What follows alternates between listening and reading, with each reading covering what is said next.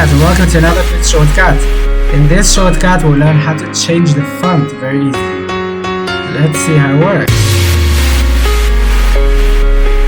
Once again, I'm using this regular text. Now if I want to change, what we would do normally is go to this panel and choose any text from there, and you have to compare it and see how you like it, etc. But there is a much better way. Simply you place your cursor next to this character panel, you put your cursor down there, and with the arrows on your keyboard just press up or down and that will change the font accordingly. So that's a much faster, easier way to change the font. Also, it's very useful if, say, I've got only this font which I want to change and I'm not sure which font to change it to. Using these keyboard shortcuts, you will be able to change the font so much easier and to see how it fits with the rest of the fonts.